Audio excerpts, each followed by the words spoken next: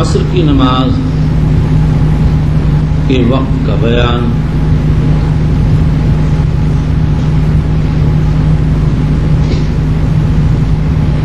اس بات پر اتفاق جمہور علماء میں کہ جب وقت عصر ختم ہوتا تو وقت عصر شروع ہو جاتا، وقت ظہر جب ختم ہوتا تو وقت عصر شروع ہو جاتا ہے۔ پھر اس کے بعد امام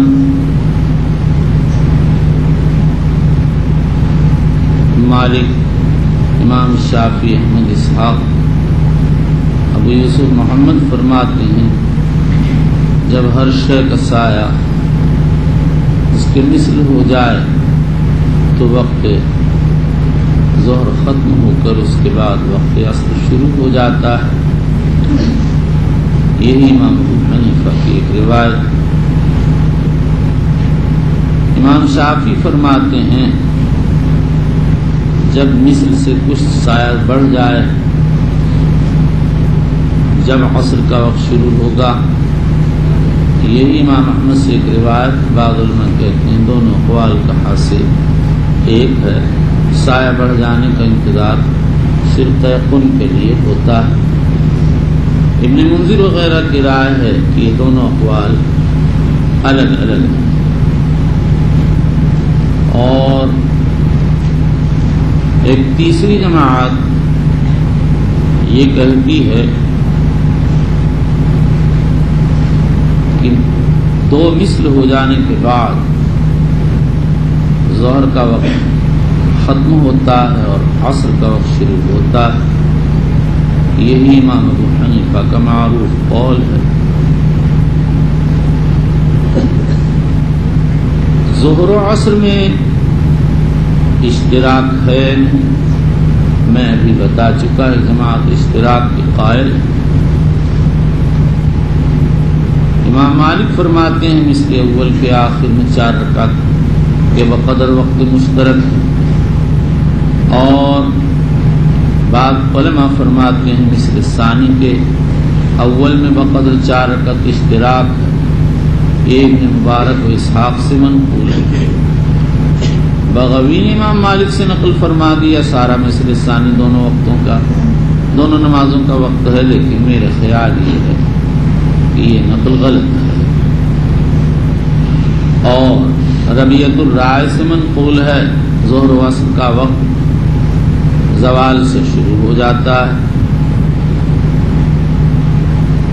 امام بخاری رضی اللہ تعالیٰ عنہ جمہور علماء کے ہم خیال، ان کی رائے یہ ہے کہ عصر کا وقت مثل ثانی کے ابتدا سے شروع ہو جاتا ہے۔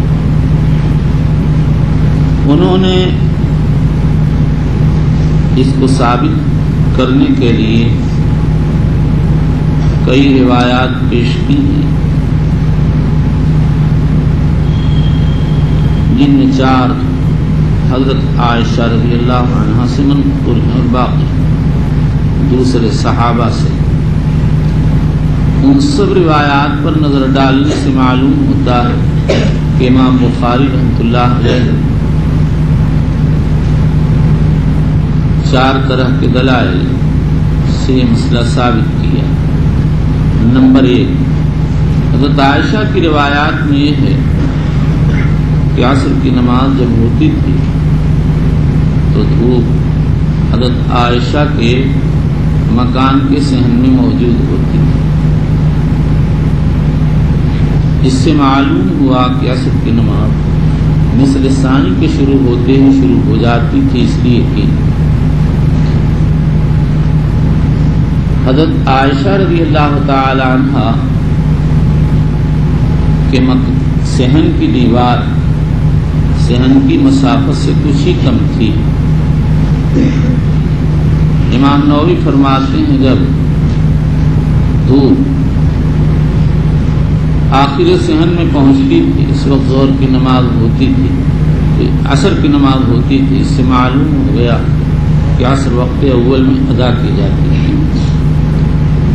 امام طحاوی نے یہاں پہنچ کر منازعات کی اور کہتے ہیں کہ اس سے تقدیم و تاخیر کا مسئلہ ثابت نہیں ہوتا. اگر دیوار چھوٹی ہوگی تو تاخیر ثابت ہوگی، دیوار بڑی ہوگی تو تعجیل ثابت ہوگی. لیکن امام طحاوی کی یہ تقریر غیر معقول ہے.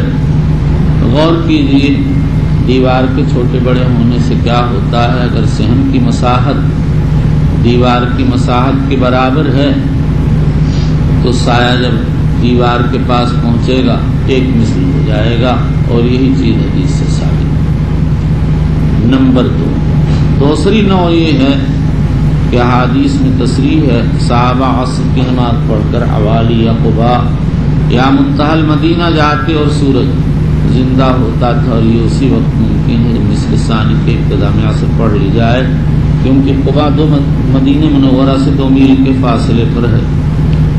تیسری دلیل یہ ہے کہ صحابہ مسجد نبوی میں عصر پڑھ کر بنو عمرو بن عوف کے یہاں جاتے اور وہ عصر پڑھتے ہوتے تھے، اور بنو عمرو بن عوف قباء میں مقیم تھے. تو اس کے معنی یہ نکلے کہ مسجد نبوی سے پڑھ کر جب لوگ پہنچتے تو اہل قباء نماز عصر پڑھتے ہوتے تھے، اور ظاہر ہے کہ وہ عصر کو اس کے وقت میں پڑھتے تھے. اس سے صاف یہ معلوم ہو گیا کہ مسجد نبوی میں مثل اول پر کہ ختم پر عصر کی نماز ہو جایا کرتی تھی. اگر اس کو وجہ ثانی کے ساتھ ملا دیا جائے تو بات بالکل واضح ہو جاتی ہے کہ صحابہ عصر پڑھ کر قباء اور عوالی پہنچتے اور سورج زندہ ہوتا تھا، اور لوگوں کو نماز عصر پڑھتا ہوا پاتے، اور وہ لوگ عصر وقت میں پڑھتے تھے. تو اس سے صاف معلوم ہوا کہ حضور کی مسجد میں مثل ثانی کے شروع ہوتے ہی عصر ہو جاتی. چوتھی نوع یہ ہے کہ ابو امامہ نے ظہر کی نماز عمر بن عبدالعزیز کے ساتھ پڑھی، اور جب انس کے یہاں حاضر ہوئے تو وہ عصر پڑھ رہے تھے. اس سے صاف معلوم ہوتا ہے کہ حضرت عمر بن عبدالعزیز نے تو ظہر کو مثل اول کے ختم پر ادا کیا، اور حضرت انس بن مالک نے مثل ثانی کے ابتدا پر عصر کی نماز ادا فرمائی. چلیے. وبه قال حدثنا ابراهيم بن المنذر قال حدثنا انس بن عياض عن هشام عن ابيه ان عائشه رضي الله عنها قالت كان النبي صلى الله عليه وسلم يصلي العصر والشمس لم تخرج من حجرتها. وبه قال حدثنا قتيبة قال حدثنا الليث عن ابن شهاب عن عائشه رضي الله عنها ان رسول الله صلى الله عليه وسلم صلى العصر والشمس في حجرتها لم يظهر الفيء من حجرتها. والشمس في حجرتها، اور دھوپ ان کے صحن میں موجود ہوتی تھی. لم يظهر الفيء من حجرتها، سایہ نہیں چڑھا ہوتا تھا صحن سے دیوار پر، یعنی ابھی سایہ نیچے ہی ہوتا تھا اور دیوار پر نہیں آیا ہوتا تھا. چلیے. وبه قال حدثنا ابو معين قال حدثنا ابو عيينة عن الزهري عن عروة عن عائشة رضي الله عنها قالت كان النبي صلى الله عليه وسلم يصلي صلاة العصر والشمس طالعة في حجرته ولم يظهر الفيء بعد. قال ابو عبد الله قال مالك ويحيى بن سعيد وشعيب وابن ابي حفصة والشمس قبل ان تظهر. وبه قال حدثنا محمد بن مقاتل قال اخبرنا عبد الله قال اخبرنا عوف عن زياد بن سلامة قال دخلت انا وابي على ابي بردة الاسلمي قال له ابي كيف كان رسول الله کان النبی صلی اللہ علیہ وسلم یصلی صلاۃ العصر والشمس طالعۃ فی حجرتی، اور دھوپ میرے صحن اور سورج میرے حجرے میں طلوع ہو رہا تھا، یعنی دھوپ موجود تھی. ولم یظہر الفیء بعد، اور نہیں چڑھا تھا سایہ اب تک دیوار پر. اور مالک وغیرہ کی روایات میں ہے والشمس قبل ان تظہر، اور شمس کے ظہور سے پہلے پہلے. لم یظہر الفیء میں ظہور سے مراد علو ہے، اور والشمس قبل ان تظہر میں ظہور سے مراد زوال ہے. مطلب یہ ہے کہ دھوپ صحن میں موجود ہوتی تھی اور سایہ دیوار پر نہیں چڑھا ہوتا تھا. وبه قال حدثنا محمد بن مقاتل قال اخبرنا عبد الله قال اخبرنا عوف عن سيار بن سلامة قال دخلت انا وابي على ابي برزة الاسلمي قال له ابي كيف كان رسول الله صلى الله عليه وسلم يصلي المكتوبة فقال كان يصلي الهجيرة التي تدعونها الاولى حين دخلت الشمس ويصلي العصر ثم يرجع احدنا الى رحله في اقصى المدينة والشمس حية ونسيت ما قال في المغرب وكان يستحب ان يؤخر من العشاء التي تدعونها العتمة وكان يكره النوم قبلها والحديث بعدها وكان ينفتل من صلاة الغداة حين يعرف الرجل جليسه ويقرأ بالستين الى المئة. وبه قال حدثنا عبد الله كان يصلي الحجیر التي تدعونها الاولى پڑھتے تھے حجیر کو جس کو تم اولا کہتے ہو جب اس سورج زائل ہو جاتا تھا. الحجیر اور الاولا دونوں ظہر کے نام ہیں. حجیر تو اس لیے کہتے ہیں کہ وہ حاجرہ یعنی نصف النہار کے وقت پڑھی جاتی ہے یعنی عین زوال کے وقت. اور اولا اس لیے کہتے ہیں کہ جبریل امین نے صلوات خمسہ کی فرضیت کے بعد سب سے پہلے جس نماز کو بیان کیا تھا وہ ظہر کی نماز تھی. حین تدحض الشمس جبکہ سورج ڈھل جاتا تھا. یہ حدیث احادیث ابراد کے خلاف ہے. شافعیہ وغیرہ تو اس کو اولویت پر محمول کرتے ہیں اور ابراد کی احادیث کو رخصت کرتے ہیں. جمہور علماء امر بالابراد کی وجہ سے ابراد کی روایات کو احب و اولا پر محمول کرتے ہیں اور اس طرح کی روایات کی مختلف توجیحات کرتے ہیں. ایک توجیح یہ ہے کہ اس کا تعلق ابتداء امر سے ہے جب تک ابراد کا حکم نہیں ہوا. دوسری توجیح یہ ہے کہ اس کا تعلق غیر شدت حر سے ہے. اور تیسرا جواب یہ ہے کہ گاہے بمصالح تعجیل کی جاتی ہوگی. واللہ عالم. چلو. وبه قال حدثنا عبد الله بن مسلمة عن مالك كان ينفتل من صلاة الغداة حين يعرف الرجل جليسه. زین ابن منیب کہتے ہیں یہ حدیث عائشہ کی حدیث کن نساء المؤمنات یصلین العصر ولا يعرفن من الغلس کے خلاف یعنی یہ حدیث اسفار پر دلالت کرتی. اسی طرح امام ترمذی نے بھی اس کے دلیل اسفار ہونے کی طرف اشارہ کیا اور یہی امام طحاوی کی رائے ہے. بعض علماء امام طحاوی وغیرہ کہتے ہیں کہ نماز غلس میں شروع ہوتی تھی اور اول اسفار پر ختم ہو جاتی تھی. چلیے. وبه قال حدثنا عبد الله بن مسلمة عن مالك عن اسحاق بن عبد الله بن ابي طلحة عن انس بن مالك رضي الله تعالى عنه قال كنا نصلي العصر ثم يخرج الانسان الى بني عمرو بن عوف فيجدهم يصلون العصر. وبه قال حدثنا ابن مقاتل قال اخبرنا عبد الله قال اخبرنا ابو بكر بن عثمان بن سهل بن حنيف قال سمعت ابا امامة يقول صلينا مع عمر بن عبد العزيز الظهر ثم خرجنا حتى دخلنا على انس بن مالك رضي الله تعالى عنه فوجدناه يصلي العصر فقلت يا عم ما هذه الصلاة التي صليت؟ قال العصر وهذه صلاة رسول الله صلى الله عليه وسلم التي كنا نصلي معه. وبه قال حدثنا عبد الله بن يوسف قال اخبرنا مالك عن ابن شهاب عن انس بن مالك رضي الله تعالى عنه قال كنا نصلي العصر ثم يذهب الذاهب منا الى قباء فياتيهم والشمس مرتفعة. وبه قال حدثنا ابو اليمان قال اخبرنا شعيب عن الزهري قال حدثني انس بن مالك رضي الله تعالى عنه قال كان رسول الله صلى الله عليه وسلم. کیا پڑھا تو نے اس پہ تو کہنا كنا نصلي العصر ثم يذهب الذاهب منا الى قباء فياتيهم والشمس مرتفعة.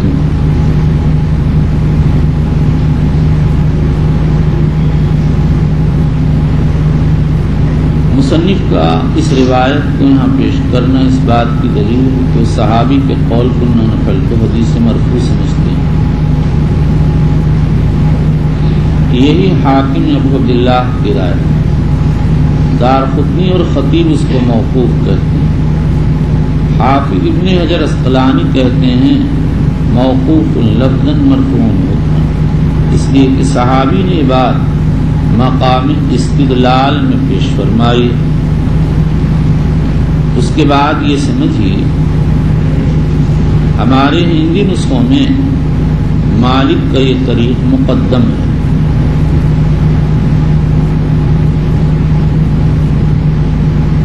اور آنے والی روایت انس کی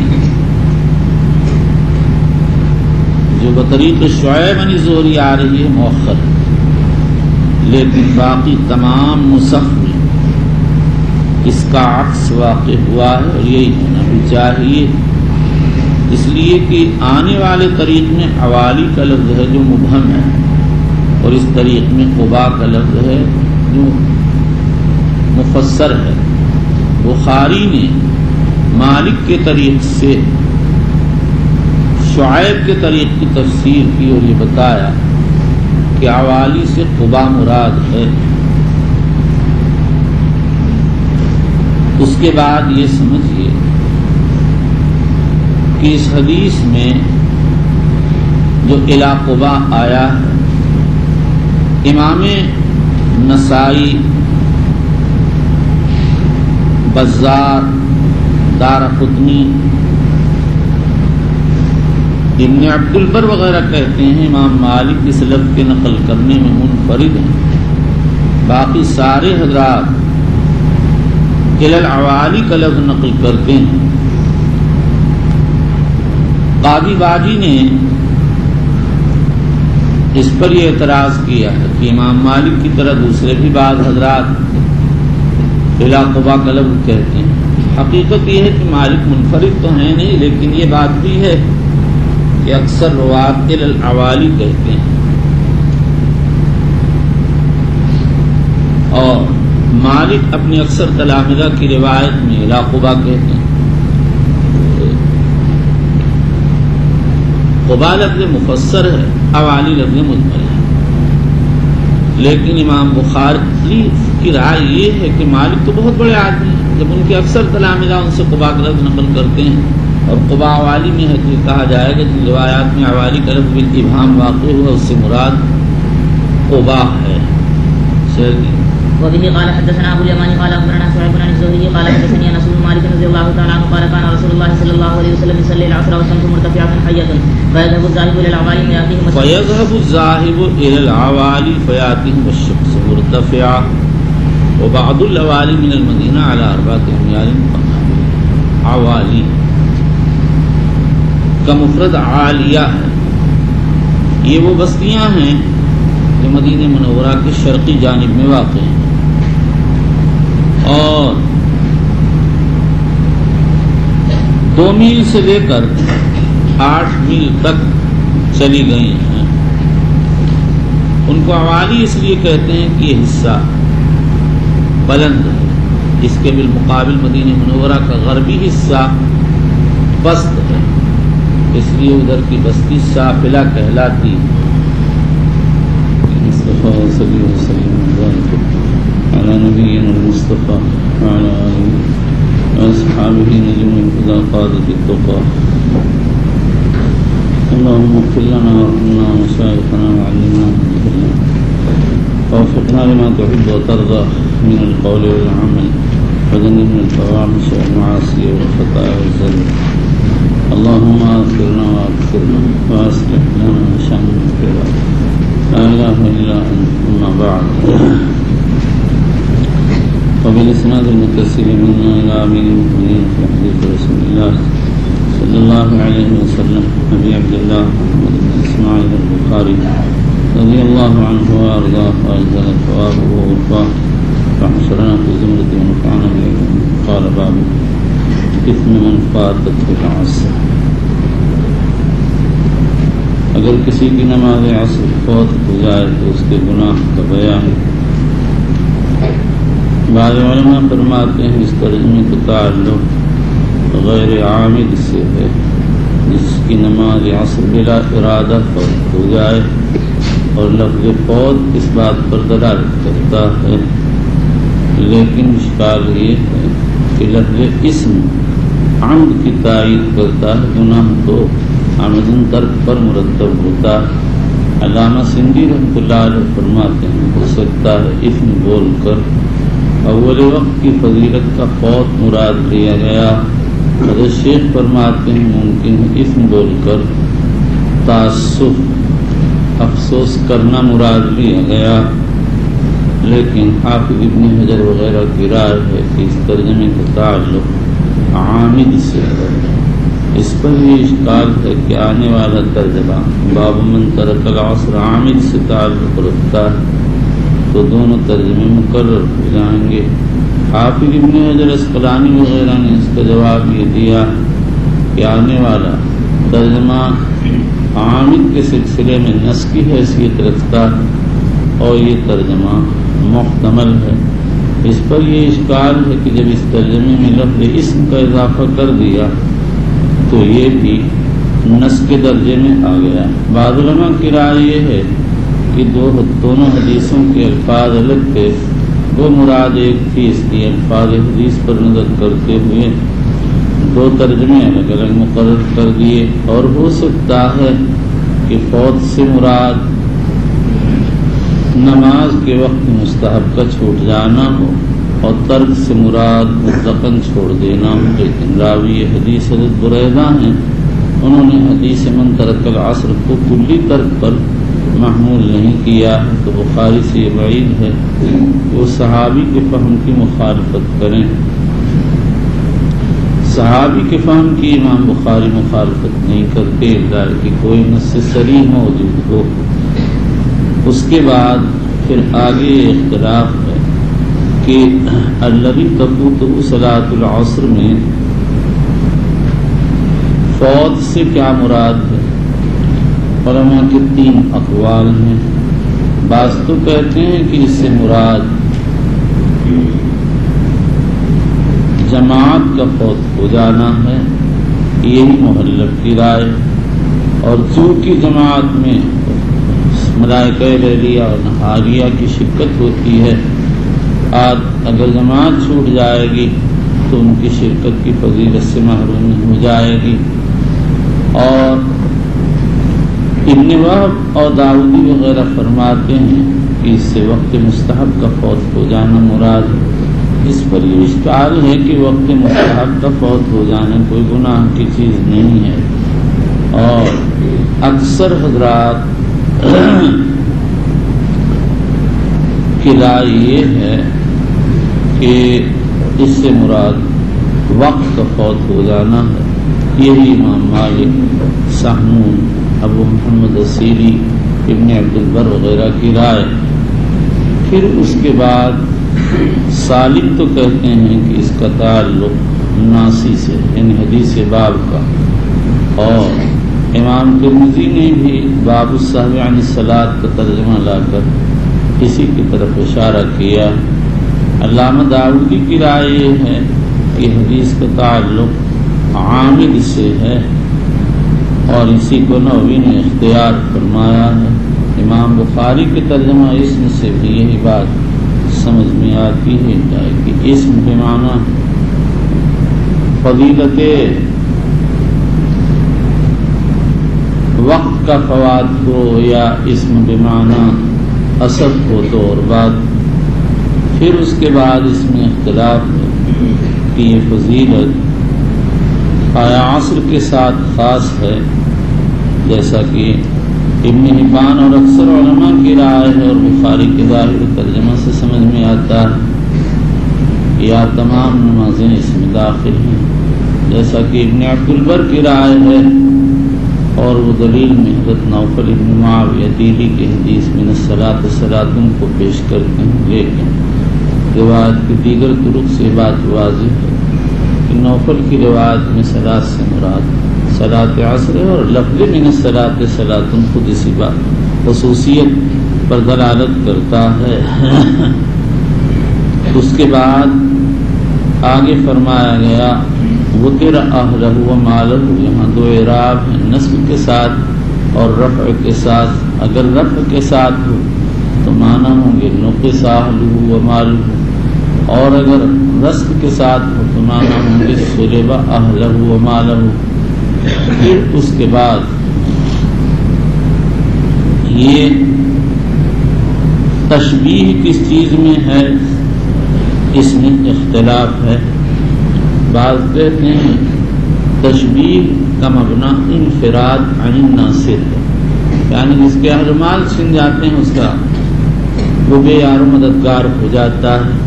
اور بعض کہتے ہیں کہ تشبیہ لحوق المصیبت میں ہے، ایسا آدمی مصیبت کا شکار ہو جاتا ہے.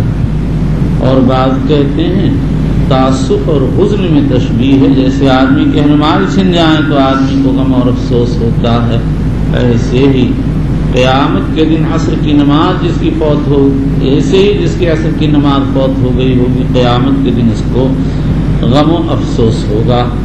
حافظ ابن حجر اسقلانی کی رائے یہ ہے کہ تعصب تشبیہ دو باتوں میں ہے، اور وہ یہ ہے کہ اگر کسی کے اہل مال چھن جائیں تو اس پر دو غم سوار ہو جاتا ہے. ایک تو اس کے اہل مال چھن گئے، دوسرے اس کو انتقام کا غم ہوتا ہے کہ کیسے بدلہ لے لوں. اسی طرح جس کی نماز عصر فوت ہوگی اس پر بھی دو غم جمع ہو جائے گا، ایک ثواب کے فوت ہو جانے کا، دوسرے گناہ کے سر پر لگ جانے کا. اور علامہ داؤدی کی رائے یہ ہے کہ یہ تشبیہ استرجاع میں ہے، یعنی جیسے کسی کے اہل مال چھن جائیں تو انا للہ و انا الیہ راجعون پڑھتا ہے، افسوس کرتا ہے. ایسے ہی کسی کی نماز عصر فوت ہو جائے تو اس پر بھی استرجاع لازم ہے.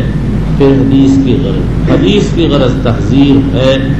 انسان کو یہ چاہیے کہ نماز عصر کے فوات سے ڈرتا رہے، پرہیز کرتا رہے، بڑے خطرے کی بات ہے.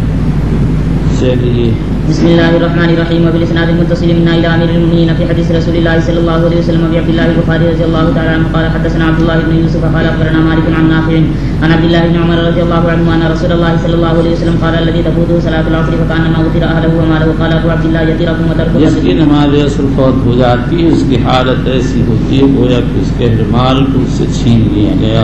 چلیے قال ابو عبد الله يتركم وتركم الرجل اذا قتلت له قتيلا او اخذت ماله. چونکہ حدیث پاک میں وتر اهله وماله آیا ہے اس لیے امام بخاری نے اس کی تشریح کر دی.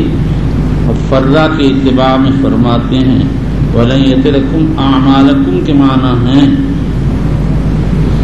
لَن يَنْقُصَكُمْ کہا جاتا ہے وَتَرْكُ الرَّجُلِ إِذَا قَتَلْتَ لَهُ قَتِيلًا وَأَخَذْتَ مَالَهُ. کسی آدمی کا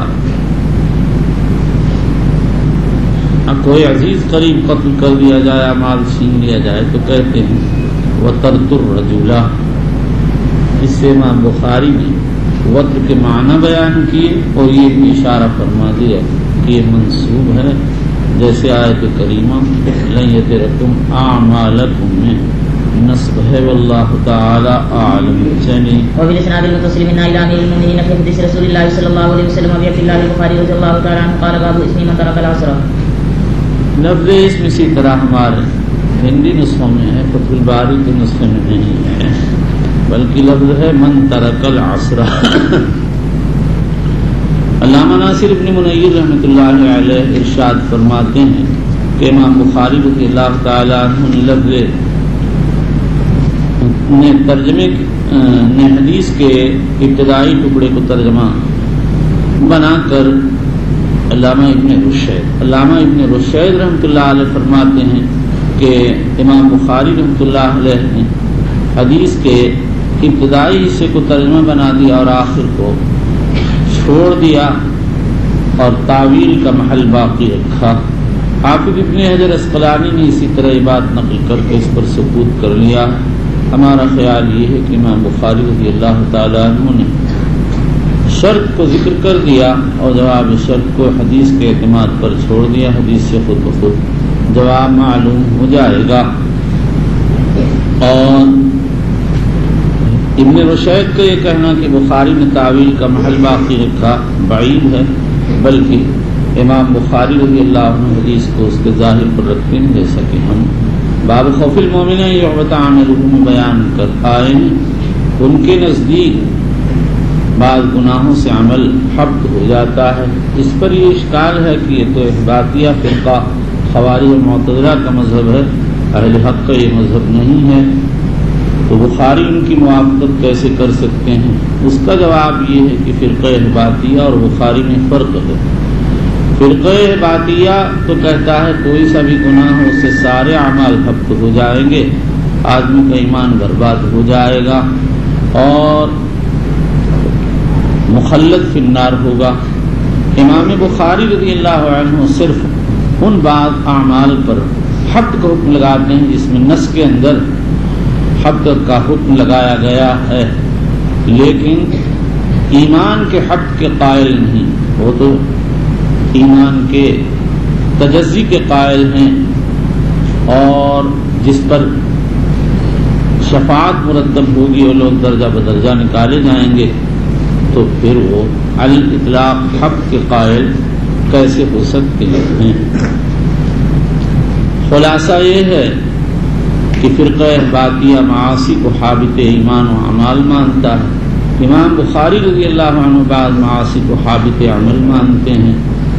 فرقہ احباطیہ کے نزدیک جس کا عمل حبط ہو گیا مخلد فی النار ہے، امام بخاری رضی اللہ تعالیٰ عنہ بظاہر اس بات کے قائل نہیں ہیں، اور اگر ہوں تو صرف اس حد تک ہوں گے کہ جن نصوص کو حابط عمل قرار دیا گیا ہے ان کو وہ حابط مانتے ہیں، لاتباع، اور جن کو حابط نہیں قرار دیا گیا ان کو حابط نہیں مانتے ہیں، اور فرقہ احباطیہ ہر گناہ کو حابط مانتا ہے، خواہ اس کے حابط ہونے کی تصریح ہو یا تصریح نہ ہو۔ واللہ تعالی اعلم۔ وبه قال حدثنا مسلم بن ابراهيم قال حدثنا هشام قال اخبرنا يحيى بن ابي كثير عن ابي قلابة عن ابي المليح قال كنا مع بريدة في غزوة في يوم ذي غيم فقال بكروا بصلاة العصر فإن النبي صلى الله عليه وسلم قال من ترك صلاة العصر فقد حبط عمله۔ من ترك صلاة العصر فقد حبط عمله، جس نے نماز عصر کو چھوڑ دیا اس کا عمل حبط ہو جائے گا۔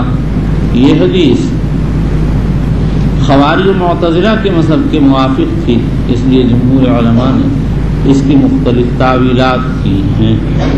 اکثر حضرات تو فرماتے ہیں کہ حبط عمل کنایا ہے نقص ثواب سے، ثواب کم ہو جائے گا۔ نمبر 2، قاضی ابن عربی کی رائے یہ ہے حبط کنایا ہے ابطال انتفاع سے، یعنی جس وقت اس سے انتفاع حاصل کرنے کا موقع ہوگا وہ عمل کام نہ دے گا، گناہ انتفاع سے معنی بن جائے گا۔ اس میں اشکال یہ ہے کہ پھر صلاۃ عصر ہی کی کیا تخصیص ہے؟ یہ بات تو تمام گناہوں میں پائی جاتی ہے۔ اگر خدا نہ خواستہ معاصی کا پلہ بھاری ہو گیا تو سارے اعمال کا ایک ہی اثر ہوگا۔ نمبر 3، بعض علماء فرماتے ہیں کہ یہ حدیث زجر و تغلیظ پر محمول ہے۔ حافظ ابن حجر عسقلانی رحمۃ اللہ علیہ کا رجحان اسی طرف ہے۔ اس پر یہ اشکال ہے کہ اس کا مطلب تو یہ نکلا کہ حضور نے ایک بات کہی ہے لیکن اس کی حقیقت مراد نہیں لی ہے، ویسے ڈانٹنا مقصود ہے۔ خدا نہ خواستہ نبی کا کلام بلا وجہ اس کے صحیح مراد پر محمول کرنے کے بجائے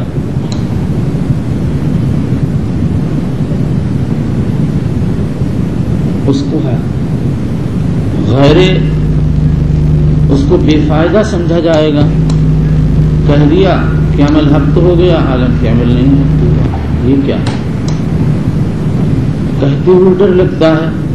اس کا مطلب تو یہ ہے کہ حضور نے ایک خبر دی لیکن وہ مطابق واقعہ نہیں ہے، فرما رہے عمل حبط ہو جائے گا حالانکہ عمل حبط نہیں ہوگا، ڈرا رہے ہیں اس۔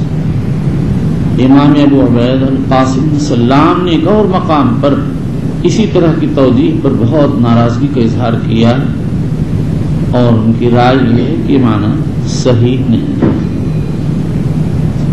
اور بعض علماء ارشاد فرماتے ہیں کہ یہ حدیث ایسے شخص پر محمول ہے جس کا ترک خاص اسباب کی بنیادوں پر، مثلا کوئی آدمی ترک کرتا ہے جحود کی وجہ سے یا استہزاء کی وجہ سے، اس میں اشکال ہے کہ عصری کی کیا تخصیص ہے؟ شریعت کے جس حکم کا آدمی انکار کر دے کافر ہو جائے گا، استہزاء کر جس حکم کا بھی استہزاء کرے گا کافر ہو جائے گا۔ اور علامہ کرمانی کہتے ہیں حبط عملہ کا مطلب یہ کہ جس کام کی وجہ سے انسان نے عصر کی نماز کو چھوڑا ہے اس عمل کا فائدہ باطل ہو جائے گا۔ اس میں اشکال یہ ہے کہ آدمی بعض وقت کسی بھی کام میں نہیں ہوتا ہے، پڑا سوتا رہتا ہے یا بیٹھ کر باتیں کرتا رہتا ہے۔ حقیقت یہ ہے کہ اس حدیث کی جو بھی تعویل کی جاتی ہے اشکال سے خالی نہیں ہے، اس لیے اس کو بخاری کے طرز پر ظاہر ہی پہ رہنا دینا چاہیے۔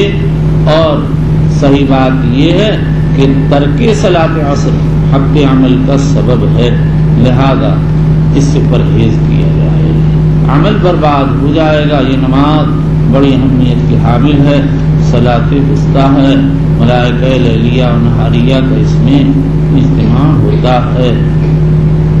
واللہ تعالی عالم۔ یہ بات مجھ کو لکھ کے دینا چاہیے۔ وبالاسناد المتصل منا الى امير المؤمنين في حديث رسول الله صلى الله عليه وسلم ابي عبد الله البخاري رضي الله تعالى عنه قال باب فضل صلاه العصر۔ بچوں تم کچھ سمجھتے بھی ہو کہ نہیں؟ سمجھ میں آتا ہے؟ ٹوپا تیری سمجھ میں کچھ آتا ہے؟ آ جاتا ہے سمجھ میں؟ اچھا، یہ صاحب تاک رہے ہیں قاری صاحب کی میری تعریف بھی کر دیجیے، میں بھی سمجھتا پتہ نہیں تو سمجھتا ہے تو آپ سمجھتے ہیں؟ اچھا، میں تیرے سمجھا کہ وہ باولے طریقے پہ قرات ہو رہی ہے۔ چلیے چلو، بچے سے پوچھتا ہوں واقعی سمجھ میں آتی ہو تو ٹھیک بات ہے، کہ آپ کو اعتراض کیسے سوچتا ہے، شارحین کو اعتراض کیوں نہیں سوچا؟ بسم اللہ کر کے بولتا ہوں اس لیے اعتراض سوچ جاتا ہے۔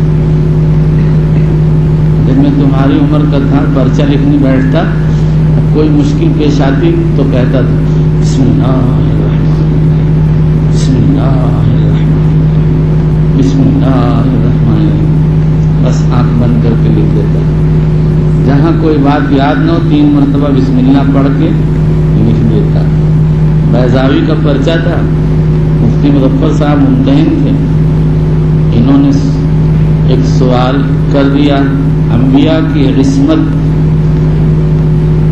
اگر اجماع سے ثابت ہے تو مستند اجماع کیا ہے؟ تمہارے تو باپ بھی نہیں سمجھیں گے اس عبارت کا مطلب، تم کیا سمجھو گے؟ میں لکھ دیا کہ ثابت تو اجماع سے ہے اور مستند اجماع اس کو یاد نہیں تھا۔ میں نے 3 بار بسم اللہ کر کے پھر یہ آیت لکھی فلولا را برہان ربہ اور لکھ کے چھوڑ دیا۔ اب پرچہ جب گیا مفتی صاحب حیران کہ یہ کسی نے لکھی نہیں، یہ آیت یہ آدمی لکھ کہاں سے رہا ہے؟ میرا تو سب پرچہ ٹھیک تھا، یہ سب یاد تھا الحمدللہ۔ یہاں وہ خود چکر میں پڑ گئے کہ بھائی کوئی آدمی یہ آیت لکھتا ہی نہیں کہ کیسے؟ میں ان کے یہاں جاتا رہتا تھا، کبھی مغرب کے وقت کبھی کسی وقت۔ انہوں نے پوچھا کہ جی یہ تم نے کہاں سے لکھا؟ مجھے معلوم نہیں، میں تو 3 مرتبہ بسم اللہ کر کے لکھ دیا، نمبر نہیں لگائے، کسی نے لکھا ہی نہیں تھا۔ پھر وہ ایک کتاب دیکھ رہے تھے تفسیر کی، اس میں لکھا تھا اسی آیت کے تحت وَفِيهِ دَلِيلٌ عَلَى عِصْمَةِ الْأَنْبِيَاءِ وَلَا يُنَبِّئُكَ مِثْلُ خَبِيرٍ۔ بس میرے نمبر لگا دیے 21.5 اور کہنے لگے بھائی تمہاری بات مل گئی، ورنہ نمبر لگا نہیں رہتے، کیونکہ بھائی بات تو ٹھیک ہے لیکن کوئی لکھتا کیوں نہیں ہے؟ میں کہا میں بھی تو کچھ ہوں۔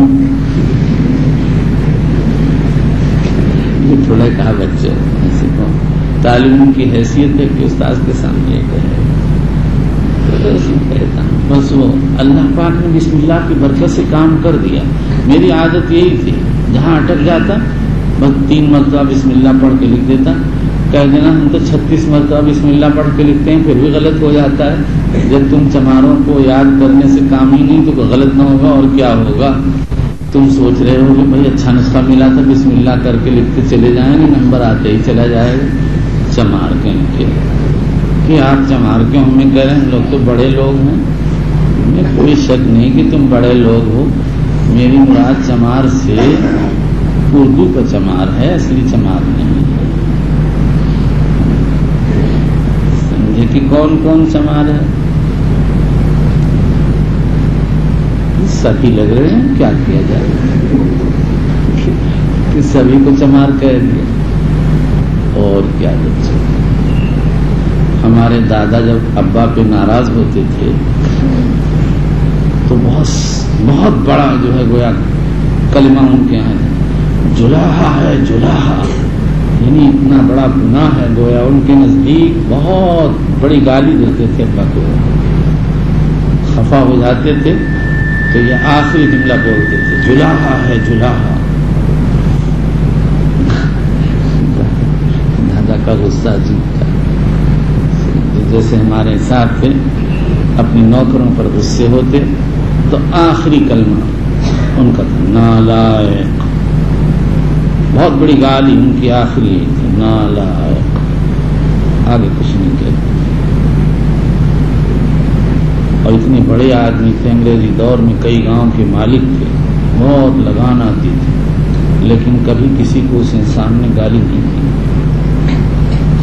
بس یہی آخری لفظ نالائق. اور ہمارے ایک نانا تھے حکیم تو وہ جب غصے ہوتے آخری جملہ ارے بے وقوف تو ہم سب کہتے تھے حکیم جی بڑا قاف بول رہے ہیں. وہ بھی کسی کو گالی نہیں دیتے برا بھلا نہیں. یہی آخری کلمہ. کسی پہ ناراض اگر ہو گئے بے وقوف. حالانکہ بہت بڑے زمیندار تھے وہ لوگ لیکن بعضوں کی طبیعت اچھی ہوتی ہے وہ کسی کو کچھ کہتے نہیں کہ آپ تو حسیب اللہ کو چمار بندر کچھ ہی کہہ ڈالتے. حسیب اللہ کا اگر بس چلے نا میرا سر گنجا کر دے گا. خطرناک ہے خطرناک. کل اس نے چوری کی چوری چٹکے نہیں کہ کیا چوری کی. وہاں پانی بہاتے ہیں جہاں میں باہر لیٹتا ہوں آپ نے مدرسے کا وہ کھول دیا اور تو کھولنے کی اجازت نہیں ہر ایک کو اور اس میں سے پانی دے بچے اٹھا کے. میں مدرسے کا پانی تو بہاتا نہیں ہوں اور آپ بغیر ناظم سے کے پوچھے اور پانی بہا رہے ہیں. کچھ عقل ماری گئی. میرے یہاں تو یہ سب ہوتا نہیں بھائی بچوں. میں تو خود ہی بہت ڈرتا ہوں کہ یہ اتنا پانی میں اس گنجے میں گراتا ہوں اس کا کیا ہوگا. ایک مہمان میرے تھے بے تکلف کہنے لگے آپ نے جو ہے 7 لوٹا گرایا اس گنجے میں. میں نے کہا آپ نے تو کم ہی سنا میں تو پتہ نہیں کتنا گرا دیتا ہوں. بچوں مجھے شک ہوتا ہے میری تکلیفیں ایسی ہیں مجبور ہوتا ہوں. اس دن آپ دست لیتے ہوئے شک ہو گیا پھر پانی گرا کرتا ہی رہتا. میرا تو سوچتا ہوں کبھی تم لوگوں کو بھنگی رکھ لوں کہ کیا مطلب آپ اتنی ہماری بے عزتی کرنا چاہتے ہیں. بیت الخلاء اب ہر جمعے کو دھلتا ہے اب کی نہیں دھویا ان لوگوں نے. باقی کون دھوئے گا. اب تم اتنے سارے ہر ایک کو رکھ لوں گا ایک ایک دن. ایک پیالی چائے نہیں بھائی 2 روپے کی آتی. ایک پیالی چائے نہیں دیتا. بس ویسے ہی اپنا ٹرخا دوں گا میٹھی بات بول کے کہ بھائی بیت الخلاء دھو دو. 2 روپیہ تو بہت ہے. ہر ہفتے میں 2 روپیہ تو مہینے میں کتنے ہو گئے بچوں 8 روپیہ. اللہ توبہ. کہاں 8 روپے تو میری تنخواہ بھی نہیں تھی مہینے کی. جب میں ملازم ہوا 7 روپیہ کھانا ملتا تھا. یہ سب سوچ کے بچوں میرا فخر ٹوٹ جاتا ہے. کوئی فخر کرتا نہیں اپنی حیثیت یاد ہے. اسی لیے میں جلی روٹی میں نہیں جانتا جلی روٹی کیا ہے کچی کیا ہے. اب تو نہیں کھاتا ہوں بیماریوں کی وجہ سے ورنہ جو آیا سب کھا لیتا تھا. کچا ہو جلا ہو بس. ایک صاحب میرے یہاں چاول پکا تو ذرا سا لگ گیا تھا. میں نے کہا بھی بچ گیا ہے فلاں فلاں کو کھلا دو. ایک صاحب نے کھایا نہیں. بچے شکایت کر دیتے ہیں کیوں نہیں کھا کہ جلا ہوا. تو میں نے کہا اچھا اتنا تکبر ہمیں تو کبھی نظر ہی نہیں آیا کہ کھانا جلا ہوا ہے. ہم نے کبھی مدرسے کا شوربہ نہیں پھینکا ہے بھائی، روٹی کبھی نہیں پھینکی ہے۔ اور مدینے میں ایک صاحب خاص مدنی ملے، میری ان سے کچھ تعارف ہو گیا، تو ایک دن اسی طرح کی بات ہوئی، میں نے پوچھا کہ آپ لوگ یہ روٹیاں کیا کرتے ہیں؟ عربی تھے، کہنے لگے نزو ثم نستعمل فی وقت آخر۔ سمجھ میں آیا کہ نہیں؟ سوکھی روٹی وہ لوگ گرم کر کے کھا لیتے، پھینکتے پھاکتے نہیں۔ جس کے گھر بھی دین و علم ہے وہ یہی کرتا ہے۔ ہاں یہ کرتے ہیں بنگالی بہاری، یہ پھینکتے۔ ایک ہمارے بہاری جاننے والے دوست تھے، میں ان کے یہاں گیا، یوں روٹیاں لگی ہوئی تھیں، میں نے کہا بھائی بکری والوں کو دے دو۔ کہنے لگے بکری والے بھی نہیں لیتے۔ اچھا، بچوں میں ڈر گیا کہ کہیں ان کا مکہ نہ چھوٹ جائے، مکہ چھوٹ گیا، اور 3 بار گئے، ان کا کام نہیں جما۔ اب اپنے بہار میں چھوڑ دیا، میں نے ان سے کہا کہ آپ 14 کر دیں، اللہ تو بڑی شانشاریت ہے، اگر کوئی ماتھا رکھ کے روئے گا تو وہ تھوڑے نہیں چھوڑ دیں گے، تو مجھے اس کا کھول ہی دیتے ہیں۔ بہت ڈر لگتا ہے بچوں روٹی پھینکنے سے، سالن پھینکنے سے، اس سے اس سے، اور یہ سب نہ کرو۔ کھانا پھینکنے سے بہت جی گھبراتا ہے۔ اکثر بہاریوں بنگالیوں کو دیکھا ناقدری بہت کرتے ہیں، اسی لیے بہار بنگال میں معاشی تنگی زیادہ ہے۔ گجراتی نہیں پھینکتا، الا ہے کہ کوئی گجراتی الٹے دماغ کا الو ہو تو اور بات ہے، جو لوگ اپنا رکھ لیتے ہیں دوسرے وقت استعمال کرتے ہیں۔ پھینکنے میں بہاری بنگالی بہت ہے۔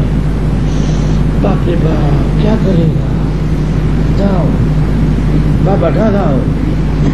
ہاں یہ بنگالی بولتا ہے کہ آپ کو پتہ کیسے؟ ان کی سب باتیں میں جانتا ہوں بھائی، یہ اسی طرح بولتے ہیں۔ یہاں سے اب گئے فقیر اور وہاں کچھ پیسے ہو گئے، نواب بن گئے۔ بھائی کیوں اتنا خریدتے؟ میں تو بچوں ایک دن ایک روٹی خریدی، مولوی طلحہ کے یہاں میرا اس زمانے میں قیام تھا، آدھی روٹی کھائی، آدھی بچ گئی، جیب میں رکھ لی، اور پھر حرم چلا گیا، نماز ظہر پڑھی، پڑھ کے آیا۔ میں نے کہا بھائی یہ پلاسٹک میں آدھی روٹی ہے، اس کی شرح یہ ہے اور بچی ہوئی ہے، جس کا جی چاہے کھائے، جس کا جی نہ چاہے نہ کھائے، میں تو خود کھاؤں گا۔ یہ کہہ کے میں تو کسی کام میں مشغول ہو گیا، روٹی ہو گئی ختم۔ ایک لقمہ مولوی طلحہ نے کھا لیا، ایک مولوی شاہد نے کھا لیا، ایک فلاں سب۔ اور آپ لوگ باپ رے باپ، سوکھ گیا سوکھ گیا، پلاسٹک میں سے نکال رہا ہے، دیکھو اس کا شکل کیسا ہو گیا، اور وہاں کسی نے کچھ نہیں کہا، سب نے کھا لیا۔ واقعی شکل ایسی ہو گئی تھی تو دب دبا کے جیب میں رکھی ہوئی تھی کہ آپ نے جیب میں روٹی رکھی ہے، کر کیا دیتا بچوں پھینک دیتا۔ وہی آدھی روٹی کے لیے تو آدمی جو ہے پتہ نہیں کیا کر لیتا ہے، کیسے پھینک دیتا۔ نہیں پھینکا بھائی، جیب میں رکھ لی تھی، دوسرے وقت کھا لی۔ اور بتاؤں، ایک دن ابھی سفر میں بھوک لگی تھی، 1 ریال کی ایک روٹی خریدی، آدھی جو ہے کھا لی، آدھی رکھ لی۔ میرے ایک دوست آئے، وہاں کچھ تھا نہیں کوئی، تو میں نے کہا یہ روٹی لیتا جا تو، اور دیکھ اس کو پھینک نہ دینا، کھا لینا، یہاں بیکار ہو جائے گی۔ پہلے تو شرمایا، لیکن جب میں نے کہہ دیا اسے پھینکا نہیں ہوگا۔ وہ لڑکا ایسا نہیں، اس سے میں نے ایک دن تنہائی پوچھا تھا کہ تو یہ سب پھینک تو نہیں دیتا؟ کہ نہیں، بعد میں گرم کر کے روٹی ہم کھا لیں۔ تو میں نے اپنے اعتماد پر یہی کہہ دیا، تو میں نے کہا بھائی دیکھو یہاں جہاں میں ہوں، یہاں صبح میں چلا جاؤں گا اور یہ سب روٹی رکھی رہ جائے گی، ضائع ہوگی، تم دے جاؤ اپنا، تمہارے یہاں ناشتے میں کام آ جائے گا۔ بنگالی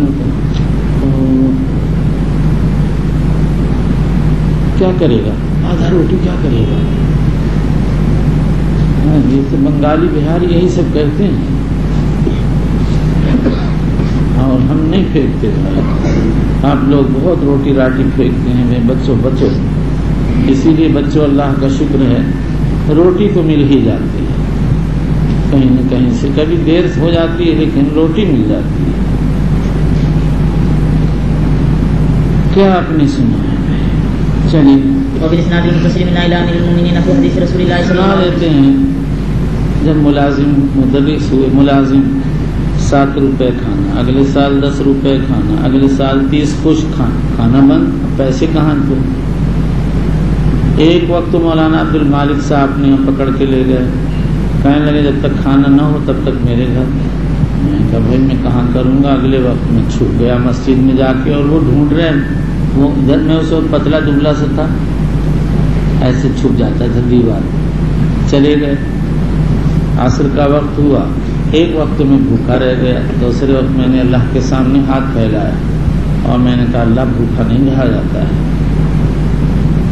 بس اس کے بعد ہی نکلا تو حضرت شیخ رحمۃ اللہ علیہ نے فرمایا تیرے کھانے کے کتنے پیسے ہیں؟ میں نے کہا جی دفتر سے معلوم کروں گا۔ معلوم 20 روپے، حضرت نے 20 روپے بھجوا دیے اس مہینے کے، اگلے مہینے سے تو میری تنخواہ ہو گئی۔ پھر مولوی عبد المالک نے بھی کہیں سے کر دیے۔ یہ بچوں میری غلطی ہے کہ میں نے اس پیسے کو کیوں نہیں حضرت کے یہاں واپس کیا، پھر میں نے صدقہ کیا اس کا، جس کا مال بھی میرے یہاں غلط آ گیا اور نوعمری کی وجہ سے دھوکے میں استعمال ہو گیا، میں نے اس کا سب کا کفارہ کیا۔ اور میں اپنی غلطیوں کا اقرار اس لیے کرتا ہوں تاکہ معلوم ہو جائے فلاں چیز غلط ہے، غلط ہے، غلط ہے، جو غلط ہے وہ غلط ہے۔ وبالاسناد المتصل من الى امير المؤمنين في حديث رسول الله صلى الله عليه وسلم ابي عبد الله البخاري رضي الله تعالى عنه قال باب فضل صلاة العصر، باب فضل صلاة العصر، نماز عصر کی فضیلت کا بیان۔ حافظ ابن حجر عسقلانی کہتے ہیں امام بخاری یہ بتانا چاہتے ہیں کہ نماز عصر سب سے افضل ہے، صرف فجر مستثنیٰ ہے، اس لیے کہ حدیث سے عصر کی فجر پر کوئی فضیلت نہیں نکلتی، لیکن ہمارے نزدیک صحیح یہ ہے کہ امام بخاری نے افضلیت کو نہیں بیان کیا، عصر کا فضیلت ہونا بیان کیا ہے، اور ان کی عادت ہے کہ فضیلت کا ترجمہ منعقد کر کے ترغیب و تشویق فرماتے ہیں۔ آگے چل کے فضل عشاء کا ترجمہ منعقد کیا ہے، وہاں افضلیت کی بحث کیسے پیدا ہوگی۔ چلیے وبه قال حدثنا الحميدي قال حدثنا مروان بن معاوية قال حدثنا اسماعيل عن قيس عن جرير بن عبد الله قال كنا عند النبي صلى الله عليه وسلم فنظر الى القمر ليلة فقال انكم سترون ربكم كما ترون هذا القمر لا تضامون في رؤيته فإن استطعتم ألا تغلبوا على صلاة قبل طلوع الشمس وقبل غروبها فافعلوا ثم قرأ فسبح بحمد ربك قبل طلوع الشمس قبل الغروب۔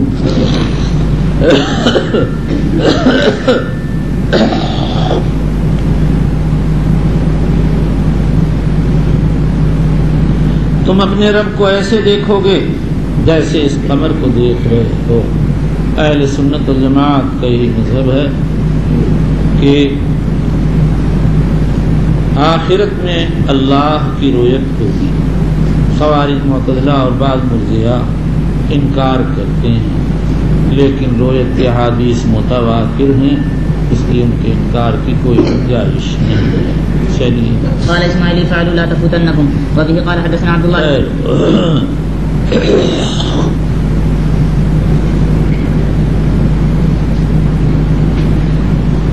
فإن استطعتم ألا تغلبوا على صلاة قبل طلوع الشمس وقبل غروبها۔ ابن بطال نے مہلب سے نقل کیا ہے کہ یہاں مراد جماعت سے نماز پڑھنا ہے۔ حافظ ابن حجر عسقلانی کہتے ہیں ظاہر حدیث سے معلوم ہوتا ہے کہ حدیث منفرد کو بھی شامل ہے۔ حدیث پاک میں ظہر و عصر و فجر کی تخصیص جو کی گئی ہے، ابن بطال کہتے ہیں اس کی وجہ یہ ہے کہ ان دونوں وقتوں میں ملائکہ کا اجتماع ہوتا ہے، وہ اعمال عباد کو اٹھا کر اللہ کی بارگاہ میں پہنچاتے ہیں۔ حافظ ابن حجر کہتے ہیں اسی مناسبت کی وجہ سے مصنف نے اس کے بعد حدیث یتعاقبون فیکم ملائکۃ باللیل ملائکۃ بالنہار ذکر فرمائی۔ ثم قرأ، مسلم کی روایت میں ثم قرأ جریر، پھر جریر نے پڑھا۔ چلیے وبه قال حدثنا عبد الله بن يوسف ثم قرأ جرير ثم قرأ فسبح بحمد ربك قبل طلوع الشمس وقبل الغروب قال اسماعيل افعلوا لا تفوتنكم افعلوا لا تفوتنكم، یہ اسماعیل لاوی کا قول ہے کہتے ہیں کرتے رہو یہ نماز نہ فوت ہونے پائے. چلیے. وبه قال حدثنا عبد الله بن يوسف قال حدثنا مالك عن ابي الزناد عن الاعرج عن ابي هريره رضي الله تعالى عنه ان رسول الله صلى الله عليه وسلم قال يتعاقبون فيكم ملائكه بالليل وملائكه بالنهار ويجتمعون في صلاه الفجر وصلاه العصر ثم يعرج الذين باتوا فيكم فيسالهم ربهم وهو اعلم بهم كيف تركتم عبادي فيقولون تركناهم وهم يصلون واتيناهم وهم يصلون. يتعاقبون فيكم تمہارے پاس ایک کے بعد دیگرے آتے ہیں، کچھ ملائکہ لیل میں کچھ ملائکہ نہار میں. یہاں یہ اشکال ہے کہ نحو کا قاعدہ ہے جب فاعل اس میں ظاہر ہو تو فعل مفرد لایا جاتا ہے. تو یہاں پر یتعاقبون نہ کہنا چاہیے تو یتعاقبو کہنا چاہیے تھا. علماء نے اس کے 3 جوابات دیے.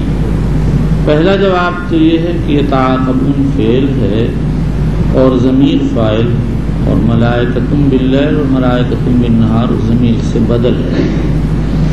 دوسرا جواب یہ ہے کہ یتعاقبون ایک جملہ فیکم ایک جملہ ہے پورا ہو گیا. سوال ہوتا ہے من یتعاقب، اس کا جواب دیا گیا ملائکۃ باللیل و ملائکۃ بالنہار سے. تیسرا جواب یہ ہے کہ یہ راوی کی طرف سے تقدیم و تاخیر ہوئی ہے. یہی روایت بدل خلق میں آئے گی، اس میں وارد ہوا ہے الملائکۃ یتعاقبون. ملائکہ سے کون مراد ہے؟ قاضی اعظم نے جمہور علماء سے نقل کیا ہے کہ اس سے حفظہ محافظ فرشتے مراد ہیں. علامہ ابن بزیزہ کو اس میں تردد ہے کہ حفظہ یا کچھ اور ہیں.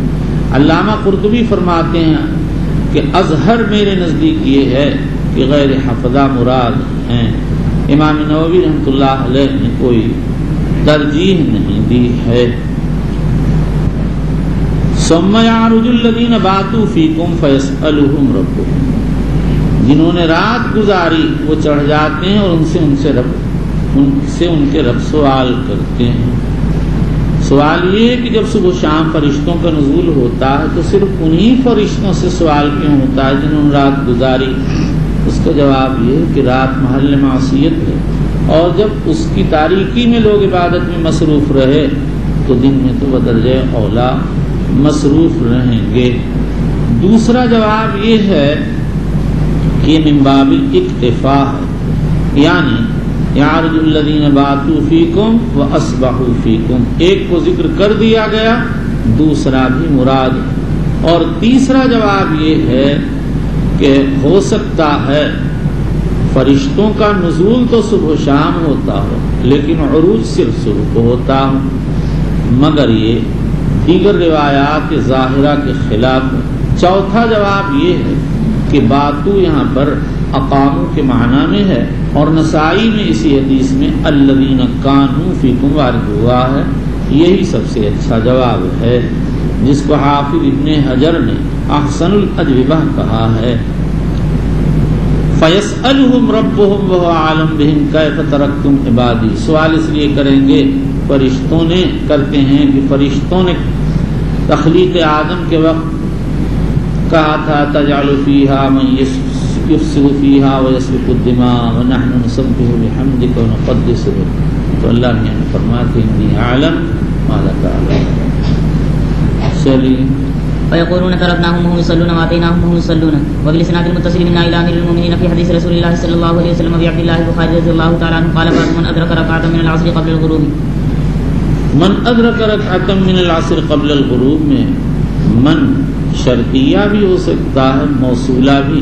علامہ عینی نے موصولہ ہونے کو راجح قرار دیا ہے. صورت میں تقدیر عبارت ہوگی باب حکم الذین، باب حکم من ادرکا، لیکن میرے نزدیک من کا شرطیہ ہونا راجح ہے. ابو ہریرہ کی جو روایت آ رہی ہے اس سے صاف یہی معلوم ہوتا ہے.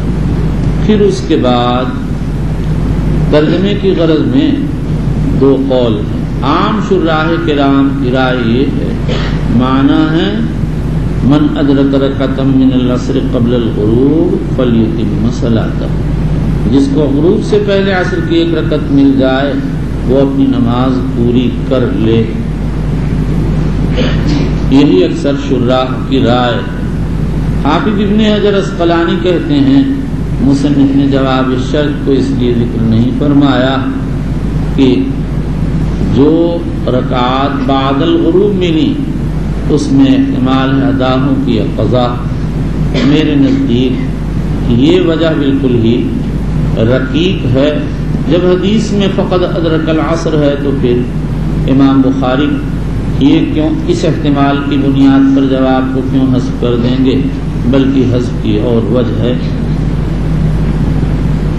اور وہ ہے اختصار فی الترجمہ، تطویل سے گریز کرنا چاہتے ہیں، اور ایک اور وجہ ہے جو آگے سمجھ میں آئے گی۔ اور یہ مسئلہ کہ اگر ایک رکعت وقت میں مل گئی اور بعد میں دوسری رکعت ملی تو یہ نماز ادا ہوگی یا قضا، اس میں اختلاف ہے۔ شافعیہ حنابلہ کے 3 اقوال یا 2، شافعیہ کے 3 اور حنابلہ کے 2 اقوال ہیں۔ نمبر 1، 3 ہی ہیں حنابلہ کے۔ نمبر 1، ساری نماز ادا ہے، یہی شافعیہ حنابلہ کا راجح مذہب ہے اور یہی مالکیہ کا مشہور قول ہے جو اسبغ نے اختیار کیا ہے۔ نمبر 2، ساری نماز قضا ہے، یہی حنفیہ کا مسلک ہے۔ نمبر 3، جو وقت میں پڑھی گئی وہ ادا ہے اور جو بعد الوقت پڑھی گئی وہ قضا ہے، یہی مالکیہ میں سے سحنون کا مذہب ہے اور شافعیہ حنابلہ کا ایک قول ہے۔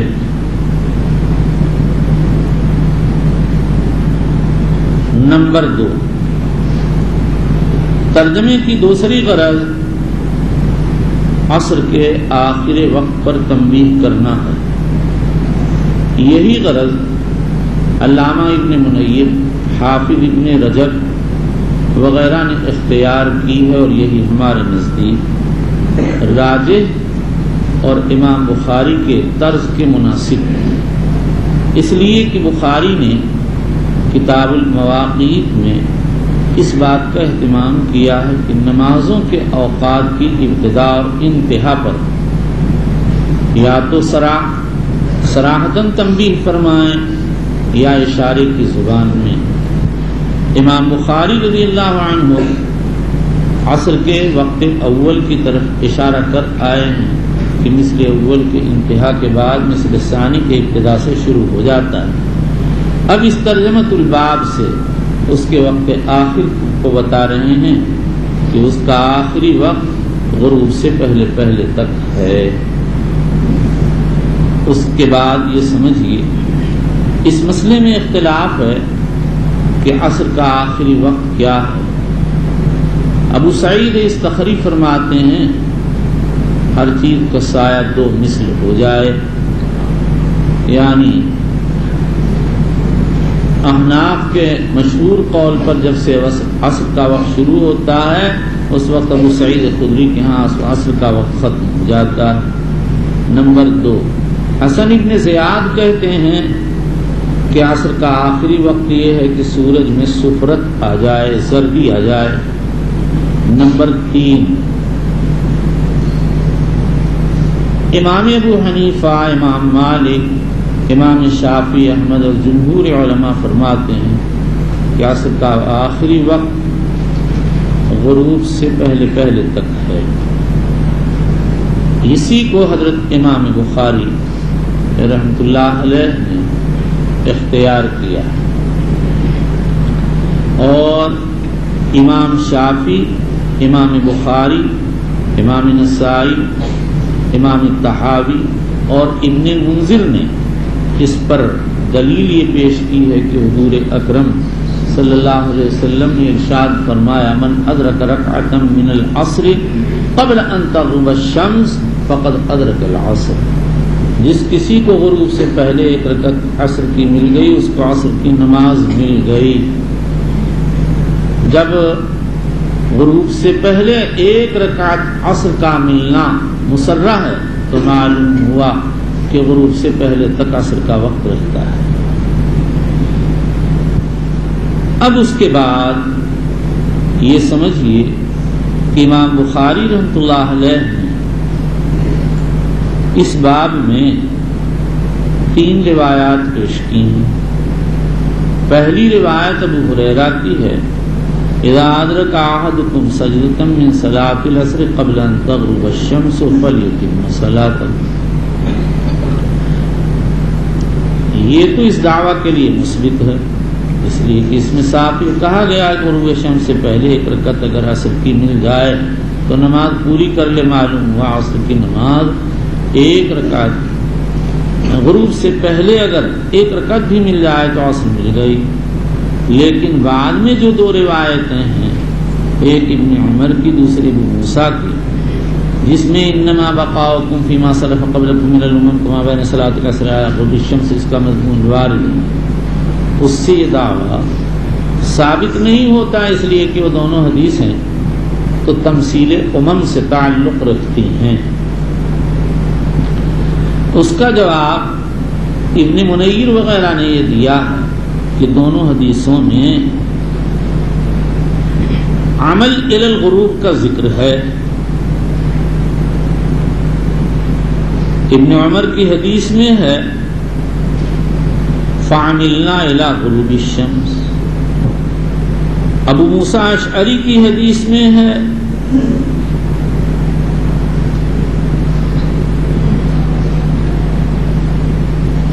اکملوا بقیۃ یومکم ولکم الذی شرطتم۔ اس سے معلوم ہوا کہ اس امت کا عمل غروب تک ممتد ہے اور اس وقت کا سب سے اہم عمل نماز ہے۔ لیکن یہ اسباب اشارہ ہے، تصریح نہیں، اس کو یہ تصریح کے باب کی چیز نہیں، لفظ عمل تو سارے اعمال کو شامل ہے۔ اور جن لوگوں نے ترجمے کی غرض اول بیان کی وہ کہتے ہیں حدیث ابو ہریرہ کی حدیث میں صاف ہے فلیتم صلاتہ، اور اب ابن عمر ابو موسیٰ اشعری کی حدیث سے یہ بات اس طرح سے نکلتی ہے کہ اس معلق فرماتے ہیں، اس سے معلوم ہوتا ہے کہ بعض عمل کل عمل کے قائم مقام ہو جاتا ہے، اور یہ محض اللہ کا فضل ہے، اس کا ہی یہ اثر ہے کہ انسان کو عصر کی ایک رکعت ملتی ہے اور اس کو پوری نماز کا ثواب مل جاتا ہے۔ حافظ ابن حجر فرماتے ہیں کہ اللہ کا یہ فضل ہی ہے کہ اس نے ربع نہار کے عمل کو کل نہار کے برابر کر دیا، اور ربع صلاۃ ایک رکعت کو کل صلاۃ یعنی 4 رکعت کے ثواب کے برابر کر دیا، یعنی ایک رکعت ملنے پر 4 رکعت کے ملنے کا ثواب دیا۔ حافظ کی یہ تقریر ضعیف ہے۔ عصر کے بارے میں اگر یہ کہہ دیں گے تو فجر کے بارے میں ربع کی کیا تقریر جاری ہوگی؟ فجر میں تو ایک رکعت قبل طلوع ملتی ہے، دوسری بعد طلوع ملتی ہے، اس لیے محلل ہی کی تقریر اقوا ہے۔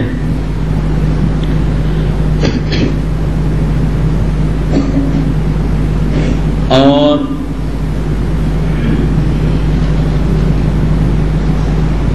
اس حدیث چلیے حدیث آگے آ رہی وبه قال حدثنا ابو نعيم قال حدثنا ہے۔ یہاں پر سوال یہ ہے کہ مصنف نے ترجمے میں فرمایا من ادرک رکعۃ من العصر، اور روایت میں اذا ادرک سجدۃ من صلاۃ العصر ارشاد فرمایا ہے، تو روایت و ترجمے میں مطابقت نہیں ہے۔ حافظ ابن حجر اسقلانی کہتے ہیں بخاری نے ترجمے کے ذریعے حدیث کی شرح کی اور یہ بتا دیا